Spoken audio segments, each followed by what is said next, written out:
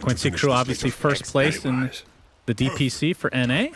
Despite kind of, I don't know, they kind of tapered off a bit. Obviously that last series against, I think it was against EG, didn't really matter for them because they were already going to get first place, but they haven't looked as good, but it's been like a month since we've actually seen them play. So I mean, we're going to have to gauge their level here off of this game, right?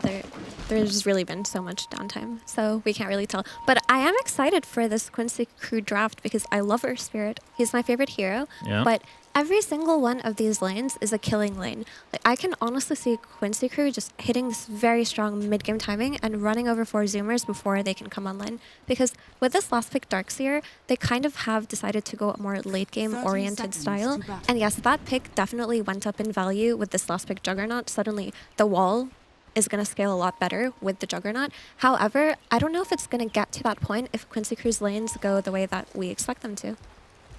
At least we get to see Gunnar on Mars. That is always a treat. Happens every once in a while.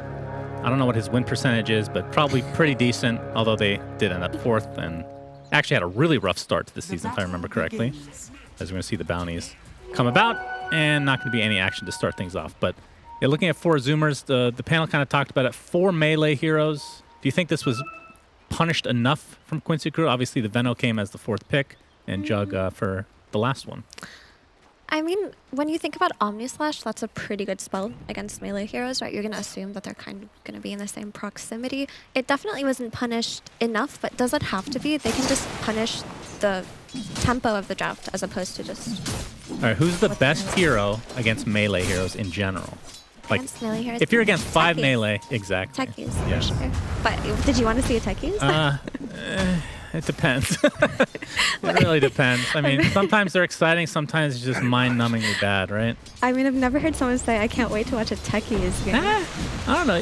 Have you the TI games where AUI would pick it occasionally? That was really hype. That was back so in the long day. ago. That was before Blast Off. Man, I'm really aging myself here. That TI hero got changed so many times. I mean, I guess if you're a spectator, techies is a lot funner than playing against it. Oh yeah, 100%. Yeah, nobody likes to play in a techies game regardless. Even the techies player. People like Slacks, they're absolute masochists at the end of the day for sure. And I think sadists, some actually. techies players really enjoy it, but the more intelligent ones, Yeah, they know. cough AUI, Ops hate it. Apparently observers hate it too. That's shocking to hear. Probably missed a lot of kills as there's a million mines all over the place. Ponlo can take a little bit of damage to Husky here, but the Scatterblast is there for Ponlo. Will get impaled, but just a little bit of residual damage back and forth here. So this lane, as I love to methodically go through the lanes during the laning stage itself, Yawar's going to be playing the Juggernaut. Oh, he has the special icon, the Blade Fury icon of the great Dota Cinema Juggernaut set. One of the best of all times, just saying. Blade Keeper set, I believe it's called. Coupled up with Snapfire, played by Ponlo, against Husky's Shadow Demon and Z-Freak. Doesn't it look like a Shadow Rays kind of from Dota 1? The Blade Fury icon? I'm trying to remember what Shadow Rays looks like in Dota. It was black and green. It was black and green. But it was green? Wasn't Really? it? It was black and green, I believe. I think Mist Coil from Abaddon and Shadow Rays had the same. It's possible. Alright, If we're going to talk about stuff that aren't in the game right now, we might as well talk about hang on. We have Frostbite to address. and Overgrowth. Same icon, right? Are they? Wait, were they? Literally the same icon, just a different color in Dota 2 in the current game. Very cool. But we have not addressed the glaring elephant in the room here, which is there's a tri-lane versus tri-lane situation going on. That's right. We have not seen that in a while, but suddenly the Darkseer pick makes so much more sense. They just wanted a hero that could sustain itself in a lane and potentially play their tri-lane, because on paper, the Shadow Demon can set up for the Nyx Impale, followed up with a Wraith King stun. They really do have a great kill potential. But, I mean, so did Quincy crew, bringing this Earth Spirit down here. And I think Juggernaut is one of the best heroes to play in a tri-lane if he has 2 strong supports, just because he has magic immunity. So that will take away from a lot of their... So expect a lot of action here. As we're going to start off with the Cookie, as well as the Blade Fury to follow up. Costa Bia is going to get saved for the time being by Husky. But Costa Bia is going to be in a lot of trouble. He gets up for Wraith Fire Blast. Milan trying to block him off a little bit on the tree line here. He's not going to be able to do enough damage to take him out, though. Yawar, though, looks to be first blooded by Husky. So 4 Zoomers getting the better of this exchange to start things out here. It looks like Milan might be next. They're going to block that roll. Nice Scatter Blast, though, from Ponlo. But the Impale is going to be there. This is likely to be the second kill. Nope, the Cookie saves him for just a little bit. Double kill for Husky of all heroes. on that And Shadow it Demon. was. Bad manners pod. This is NA, so just assume the worst. Is this intentional? No, but that was really well played. Honestly, this Shadow Demon Disruption versus Blade Fury is going to negate all of Quincy Crew's damage in this tri-lane. It's going to be kind of a mess, really, because if the target that they go on here doesn't die, there are so many stun follow-ups to the point where your carry is going to be in danger. Your supports are going to be in danger. So I actually do not think you want to take initiative in this Quincy Crew tri-lane. You have to just wait until Disruption is down before you can go for the kill here. Yeah, I mean, one Disruption, that's like half duration of Blade Fury, essentially. So it mitigates a lot of damage there. So the fact that they've done this means that it is a 1v1 in the top lane. Mu with the Darkseer against Kezu's Venomancer. How does this matchup in your estimation go? Because typically Darkseer is one of the heroes that really wants to bully a lane, but it is against a ranged hero. Are they just going to trade farm for the most part? You're going to trade farm, but Venomancer is going to come out with more out of the lane, right? Just because by nature, it's going to be harder for Darkseer to walk into the creep wave without being punished by Venomancer, because he is a ranged hero. He's not really going to take damage from Ion Shell in a creep wave. So, yeah, I mean, Darkseer can sustain, but I definitely favor Veno here. But I'm most curious about this tri-lane bottom. I think that's potentially the worst possible start Quincy Crew could have asked for here. Yeah, that's two. I mean, it could have gone to Costa Bile. That would have been worse for Quincy Crew, right? Actually, I don't necessarily agree, because Husky getting both of those kills means that he's going to have his Arcane Boots very soon. And actually, he's only, what, 60 gold away now? And just having those early Arcane Boots on a tri-lane, you can just spam your spells. You can spam out the Shadow Poisons. Your Wraithkin can stun more. Your Nyx can stun more. So, in actuality, this probably was the best case scenario here. Oh, mid lane Gunner was trying to go for the rune. Instead, he's going to find Milan plus Quinn in the vicinity here. X Mark's not going to be able to get the combo off. But Milan continuing to chase here as Husky ends up saving his teammate in the end. That was a great counter rotation by Husky, and this is what we were talking about on panel, how Quincy Crew love to play around the mid lane, and one of the best heroes to do that is Earth Spirit. As Uguar ends up netting himself a kill with the Blade Fury in the jungle, so first kill of the game for Quincy Crew, which anytime you have a Juggernaut, that's great. typically you're the one, well, I mean, typically you want to get off to a better start to begin with, but they get something out of it thanks to the rotation from Husky. I guess they spotted that and ended up punishing them a bit. Exactly, that was very well read. I mean, if there's no Shadow Demon there to save, it's going to be a matter of Cookie into Blade Fury into a dead hero. So that's going to be the issue here with Shadow Demon rotating out of this tri-lane if Earth Spirit goes mid, that the heroes alone between Juggernaut and Sapphire can get kills. So this Earth Spirit can apply a lot of pressure just by leaving the lane. And Ponlo eats a couple of mangoes here. They're going to roll in, though. And Z-Freak gets off the Spike Carapace and is just going to waddle away. They're just going to trade spells left and right here. So Costa Bile getting complete free farm for the most part. 25 and 12 in terms of the CS.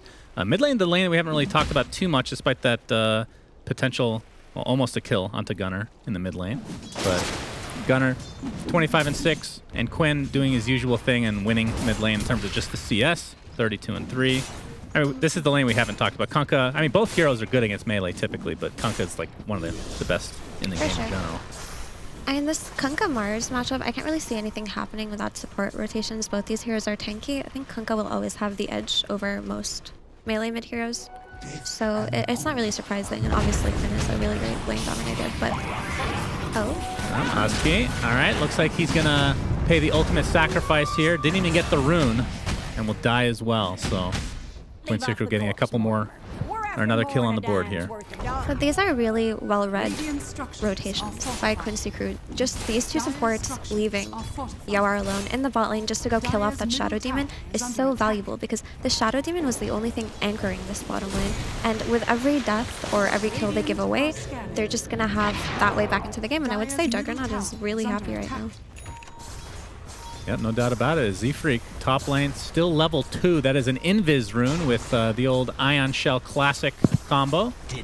As Kezu wondering what the hell's going on right here. You can see his reaction as none, and the Impale is there as well. All right, still no reaction. I don't think he knows he's dead yet. The ping might be too high for him to realize it. But that is the most annoying combo, probably, other than Ricky, maybe. He's in Canada. Yeah, it's. I mean, the pink shouldn't be that bad. It's the same general region, right? It's pretty good. No, that's what we're saying, right? No ping. But it's actually really annoying when you're just minding your own business and you're a slow hero like Venomancer. You have no kind of blink or escape, and suddenly you're just ion shelled. Absolutely. Okay, I stand correct. Ricky is not the word. It's Bounty Hunter is probably the best, I think. For what? The Ion Shell. Yeah, because he has the early... And then the number one before it was nerfed was Spirit Bear. Lone Druid Bear. Yeah. That was amazing. Yeah, that's not bad. And terrible at the same time. That's not bad. I personally think Ion Shell is busted in the first place. What did you think when Ags came out? Because now you get 2 charges and gives HP as well. Yeah, I mean, I think the Ags is a really, really good upgrade for it. I mean, it's definitely better than the old one. Yeah. Also, as an Earth Spirit player, anything that buffs my hero makes me happy. That's true. So we're all just watching Dota to root for our heroes and not for anything else. That is definitely true. As Quinn, he's going to get the boat off with the X marks, but there is the spear to keep him at bay. So Z-Freak is going to take the brunt of the damage here. Quinn gets up the torrent as well. There's the Urn Charge onto Z-Freak. Looks like he'll live, but the cookie from the low ground into the Scatter Blast. Looks like Z-Freak might take a tumble. Gets up the Impale, but here comes the Arena as Gunner inside all alone. 1v3, trying to get the kill onto Quinn. He will not find it. And they lose the Nyx Assassin as well. So Quincy crew having a nice fight here. That was really well played by Milan to isolate 2 heroes to the side while they just kind of took care of everything else. And Ponlo coming was just in time. That cookie was beautiful. And I was about to comment that if it's just Kunga and Earth Spirit, they really do have a lack of damage coming up. But if you just bring out more people, it's a matter of who's going to kill the other one faster.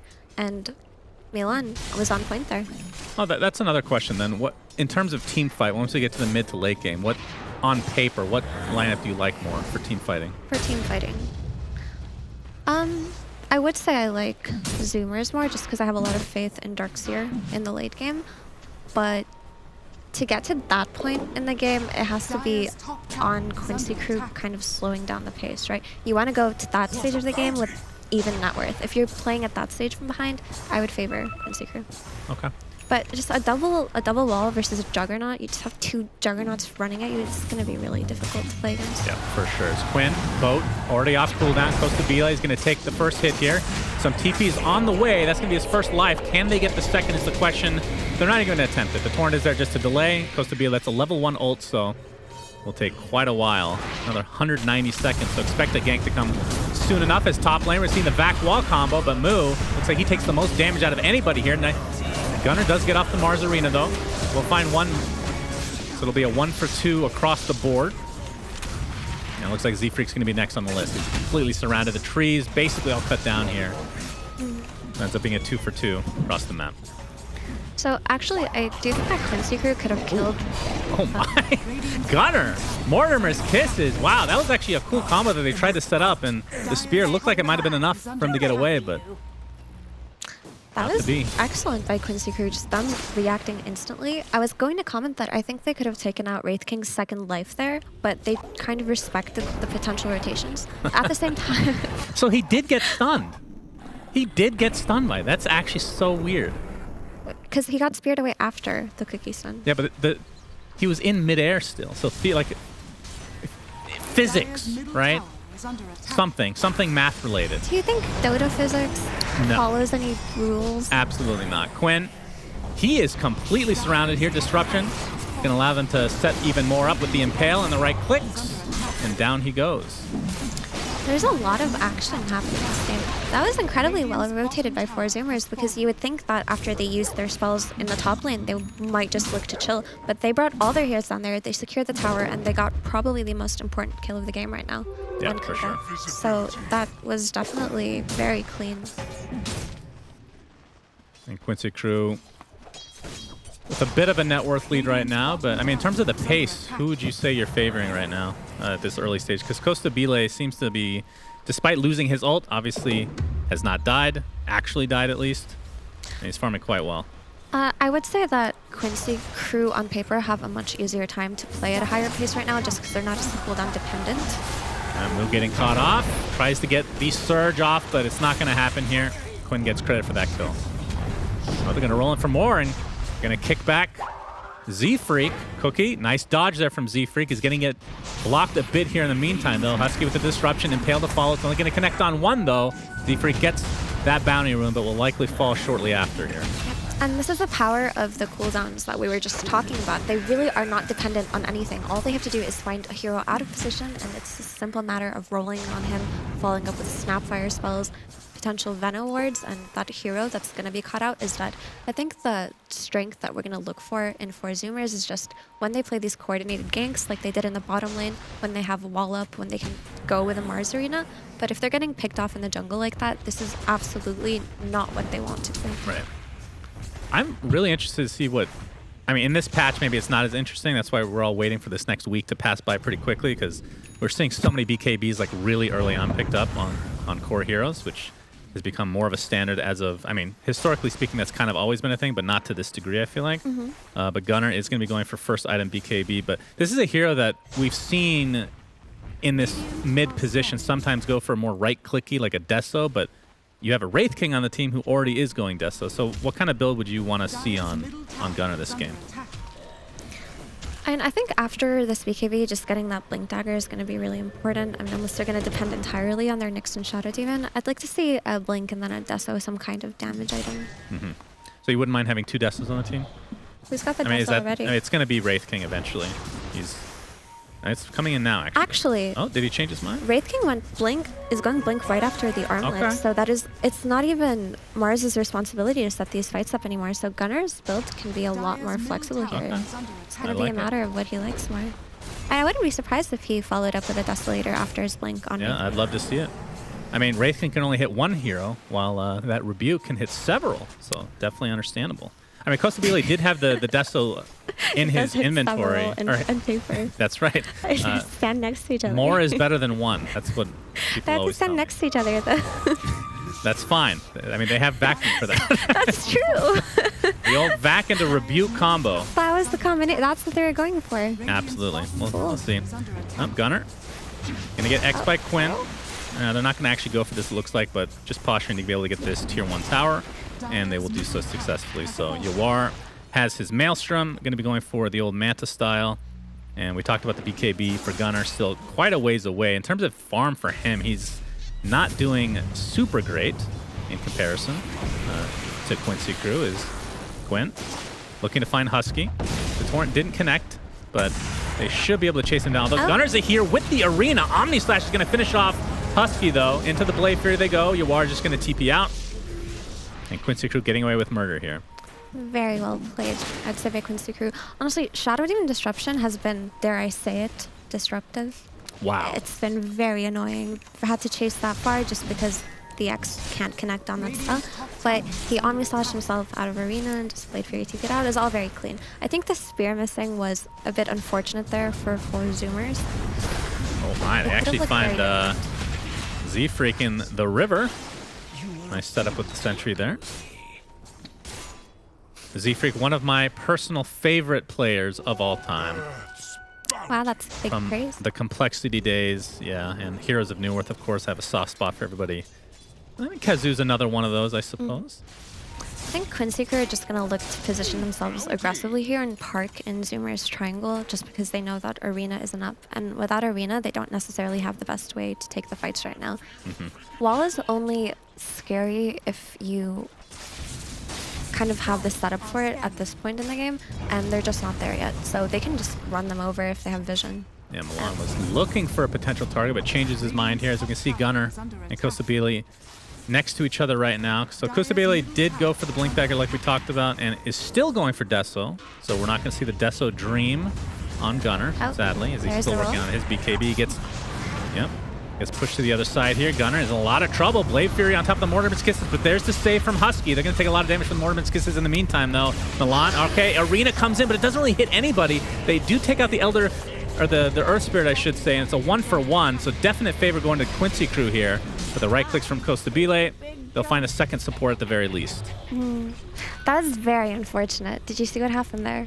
The arena? They got vacuumed out of the arena. Out of the arena? Yes. Okay.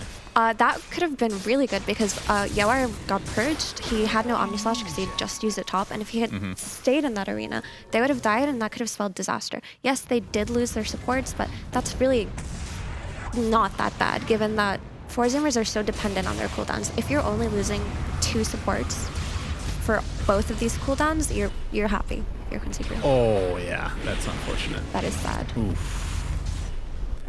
I'm not sure. So obviously miscommunication here for 4 Zoomers, but Gunnar was so low that maybe they didn't think he was going to end up going in again with the arena to set up. It could have just been that he was trying to vacuum to the edge of the walls to do max damage, maybe. Min-maxing, typical pro player, yeah. That really could have been it, but unfortunate. The Quincy Crew are counting their blessings there, because if their Juggernaut had died, that would have spelled disaster. Right.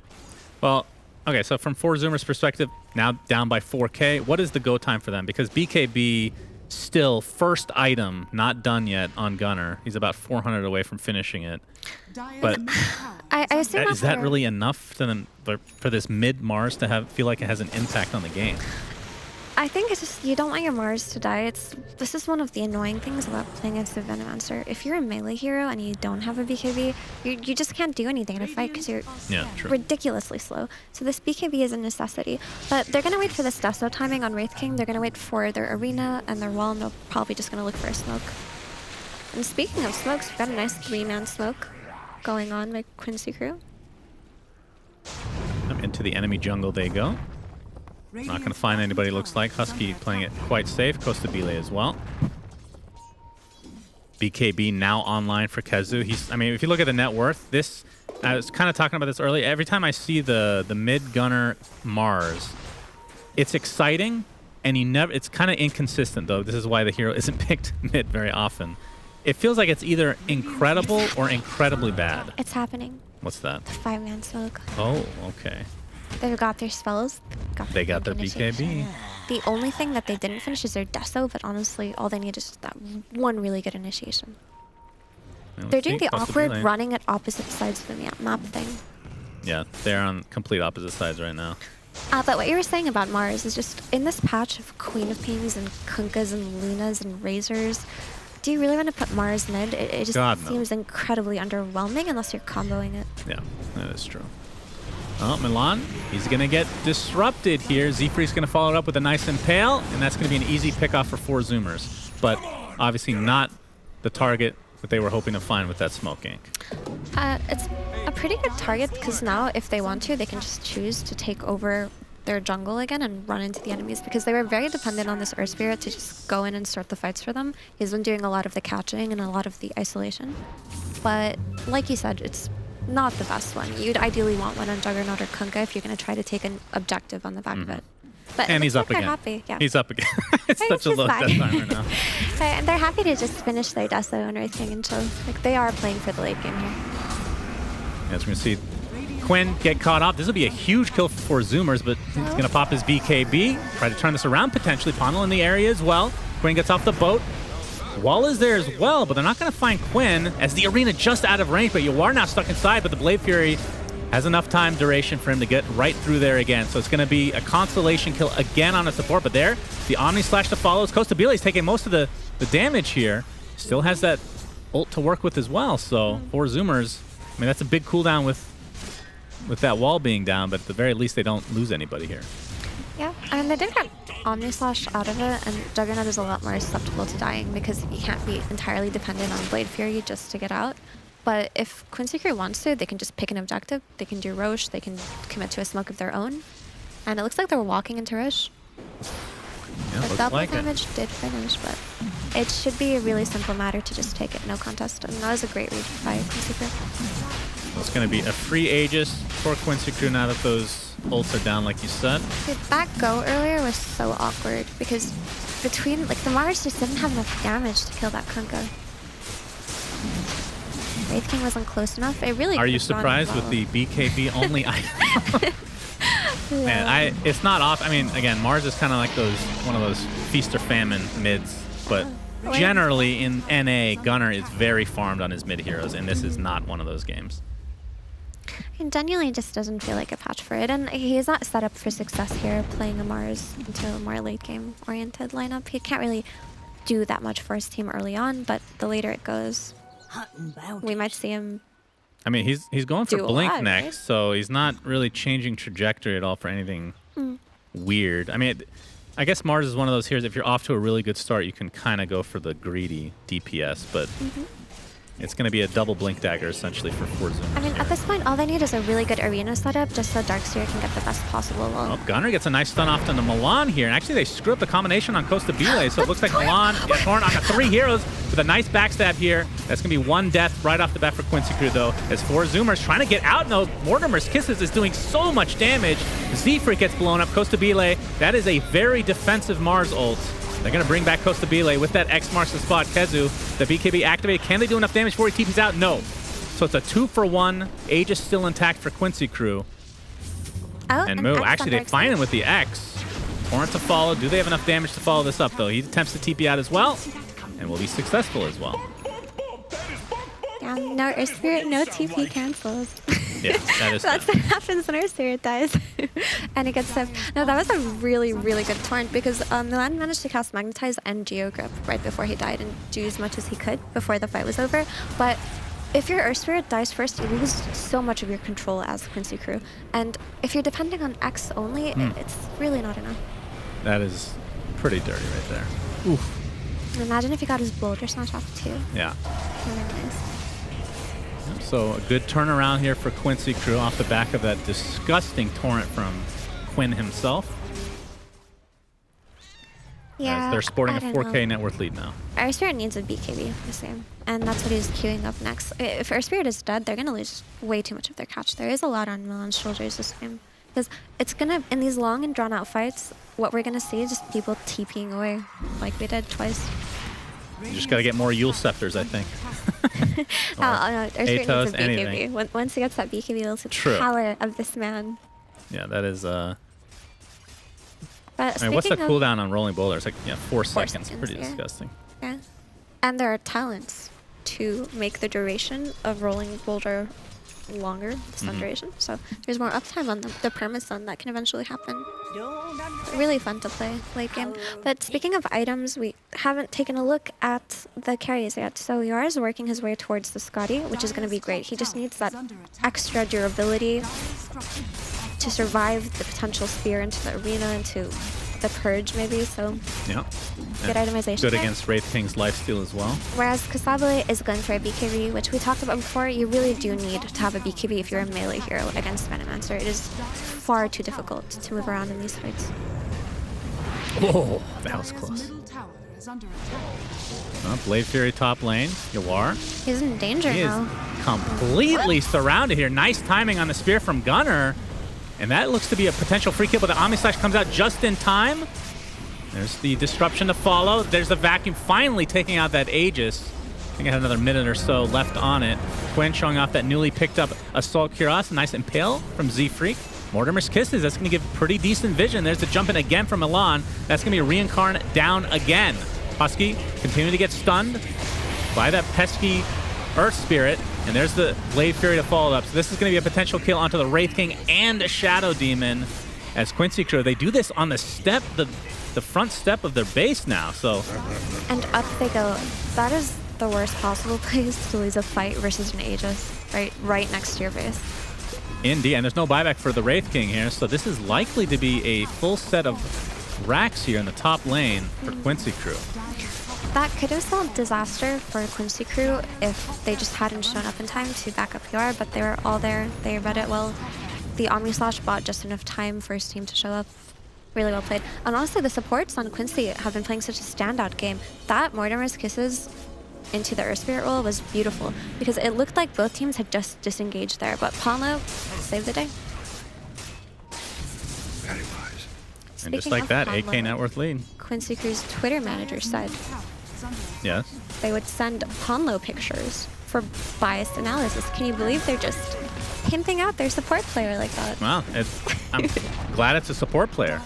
What Usually does that mean? it's the carries that get all the glory, right? True. They jump in now. Oh boy, arena to follow though. Gunnar pops that BKB, gets a nice rebuke off as well. Looks like going to be able to kill that Snapfire pretty easily. Move's going to get saved from the back line though, but he's stuck in a really precarious spot here. Looks like he's going to drop. So it's a 1-for-1. Quincy crew, even though they were the ones getting initiated on, still kind of end up favorable here, taking out the position 3 for the 4, or I guess the 5 in this case. Quincy crew are in a very strong winning position right now. Obviously, 4 Zoomers can still look for favorable fights. They do have these really big ultimates. That Aegis in the fight before the one that we just saw made it so hard for them, but I wouldn't count them out here. But Quincy crew can just kind of park themselves somewhere and just look for initiations of Earth Spirit over and over and make the map really difficult to play right now for Zoomers. And he is a recipe away from BKB and Milan. Might not even need it this game, the way this is going. So 10k net worth lead. They have a full Rax advantage as well. Question is, do they need the next Roche? Usually the answer is yes. Pama is in a scary place right now. Wait, he's hiding.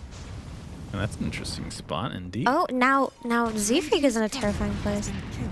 Which support will be found first? They're chasing. They're going to find the bug. X marks. Okay, Spike Carapace onto nothing as Quincy crew trying to bide their time here. Spear Vessel applied as well. And the roll in. Impale's not going to hit. They are killing him from very long range. Z-Freak, another Spike Carapace. Tower gets a couple nice shots off, and that'll end up netting themselves the kill. That is the weirdest chase down I've seen in quite a while. You know what? That was actually not that bad. Because Z-Freak bought so much time for his team. Because while this chase was happening, the rest of the team was trying to catch out Gunnar. And because Kunkka was so occupied with Z-Freak, they just really couldn't get to the Mars, and the rest of Zoomers got out safely. Space created. Yeah. Z-Freak's specialty. Look, you can see them hiding in the trees down there. Boom. Blink out, TP. Yeah, and that bought them enough time to get the BKB now on Costa Bile, so he is... I mean, despite being... What's happening? What is he wearing? Oh, what is that thing called? I can't remember. Is that like a victory dance? Or? That should be a taunt in the game for sure. I like it. Do you think he's stretching? That isn't. If that's a stretch, he needs to learn something else, I think. Could that actually have been a stretch? Interesting. There's no. Do you also have any like celebratory gestures while you play Dota? I scream really loud. Do you do other things? Have you heard my casting? It's just mindlessly screaming at nothing. I've like never an old heard man. you scream at nothing. Okay, well, you haven't. The old VP maybe. Anyway, Quincy crew, 11k net worth lead. Things are looking quite good for them. Roche is not going to be up for another 2.5 minutes, so kind of a later spawn. And this is the, I would assume, the 4 Zoomers kind of area of opportunity to try to either take a fight now or at the Roche pit where the vac wall can come out. Yeah, Panla's got a smoke ready, and they're kind of clumped around right now. As long as they're ready for this Roche fight. I mean, all of Zimmer's wards right now are incredibly defensive. They just have them on their top side and on that cliff in their jungle. They aren't necessarily in the best position to look for a fight right now, where Quincy crew are standing. I mean, do you think this is a 4 Zoomers type game where the Roche fight that's kind of the next step? You're just waiting. I mean, you could try to steal it, I suppose, but you need to have a good Roche taking team anyway. And this is definitely what both teams are waiting for right now. And if there's a place for a Darkseer and a Mars to win a fight from behind, it's going to be the Roche fight, right? Any kind of choke point that will lead to the Wombo combo. But on the other hand, Yoar's taken this advantage to just go and push bottom while he knows both teams are waiting Roche side. If he can actually force heroes back to the spot lane, it could be Quincy crew's opportunity to move further out into the map right now. Yeah, he's just going to Blade Fury TP out. They have no way to cancel that. I mean, if this was a one of those style games for Gunnar where he goes for the Deso, maybe a Basher to try to cancel that. I don't know, into Abyssal. But the smoke versus smoke again. Yep. See if they can get something. Yeah, it is spotted. So this will be a tough one for 4 Zoomers as Quincy crew just posturing onto the complete opposite side. And they're actually going to bait Quinn a bit here. I mean, he is mega tanky with the BKB AC. Has damage to boot now with that Daedalus as well. That was a nice read by Kezu. He actually originally drew the line to smoke into their jungle left side, but changed his mind and decided to go right side and just read the smoke by. Spear's going to connect onto Quinn, who gets cookied back into the fray. And looks like Kezu does get off that ultimate. He's going to try to get bashed down by Costabile, but he can't reach him anymore. And now the arena comes out, and inside, Quinn is going to get stuck. He's in a lot of trouble, actually. This will be a lot of damage applied to him. Can they get this kill? This would be huge for Zoomers.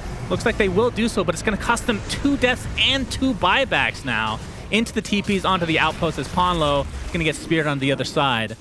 Still getting kited by Kezu, who's still alive somehow. Finally pounded down into the ground by Costabile. Yawar coming in with that Blade Fury.